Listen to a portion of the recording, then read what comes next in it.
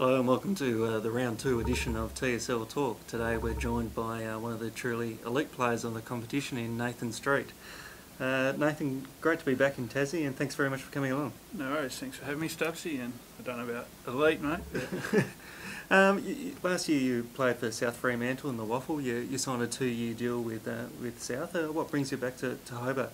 Yeah, look, I think in the end a few things didn't work out as well as I hoped, work-wise and footy-wise, but mainly things off the field that the footy club, most footy clubs promise things to get you over there, and when we got over there things just didn't work out and I didn't keep to a lot of things, so sort of put a bit of it, I don't know, put me off the ball early, I guess, and a few things came up here back with work and that, so I had the opportunity to come back, so might as well do it now instead of waiting out this year, and things mightn't be there, so footy club was good enough to let me come back, so it worked out alright.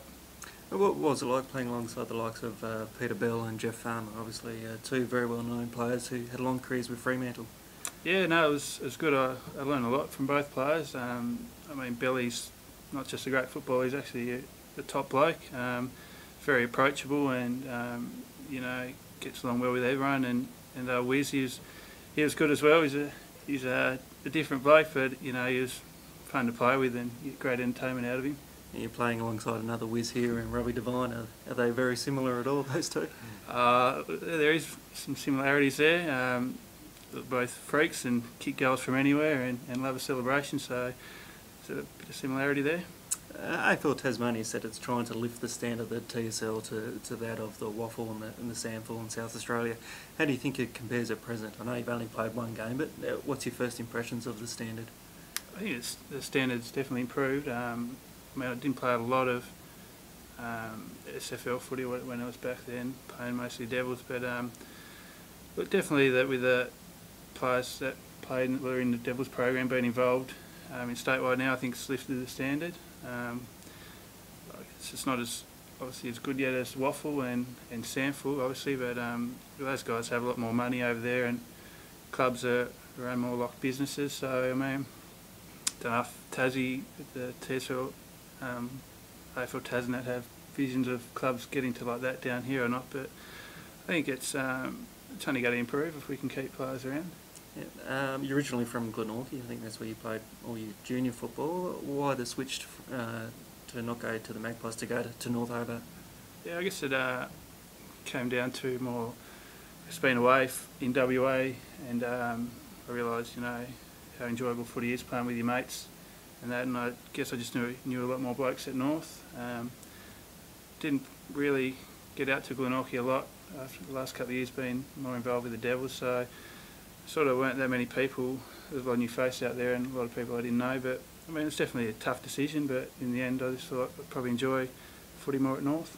And obviously a lot of new faces at North Hobart this year. You had a good win last week against Hobart, but is it going to take a while for the team to really gel together? Yeah, I think it will. I mean, I guess that's the exciting part of it, that we had a good win on the weekend, and you know, it was probably only third game together, only had 2 practice matches, so with a lot of new faces, new coach and new game plan and that as well, so I think it's going to take a few weeks to get into the swing of things. You got Lauderdale this week at home. What do you know? Do you know much about them? No, a little bit. We've got Cam DeGoya back from Lauderdale, and obviously spoke with Kane, Richter, a fair bit. So I've been in their area this week, but they're a young side and a windy coach, and they're definitely going to have a crack, and I think that's what he's going to ask from them. So they'll be tough, and a lot of young kids. So you never know when you got a lot of young kids. One week they might be down, but the next week they could be up and firing. So. And to have a look at the rest of the games for round 2, the first game on Saturday is Bernie and Lonnie up at West Park. Bernie had a huge upset win last week over Devonport when everyone written them off, and Lonnie are tipped to be one of the big improvers this year. Yeah, look, it was a massive win by Bernie last week. I guess all pre-season there'd been a lot written about them, so they came fired up last week, but I think definitely Launceston will be one of the teams to beat this year, so I'll back them up there.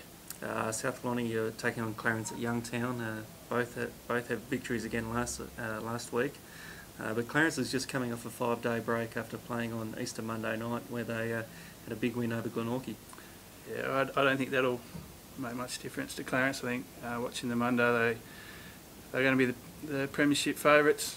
Obviously winning last year, but this year they just look even better. So they're going to be obviously the yardstick of the competition, the ones to beat. But you never know. Travelling up there, they could take a bit out of them. But I'll stick with Clarence. And North Lonnie and Devonport, two teams coming off defeats. Devonport will have a lot of motivation after losing to Burnie last week, and will probably start slight favourites in this game. Yeah, look, I think obviously they'll be disappointed with last week, Devonport, but I think I might go with North at home. I just think they've got a good coaching axe, and they would have been disappointed with their game last week as well, so I'll tip the Bombers. And the final game is on the Sunday, Glenorchy and Hobart at KG5. Obviously you saw Hobart first hand last week, and Glenorchy had a bit of a touch up from Clarence. Yeah, look, I'll tip Glenorchy there. I think they'll bounce back this week, and the bigger ground at KG5 should suit them. I think Hobart, similar to us, had a lot of new players, so they're just finding their feet as well. But they'll get better as the year goes on.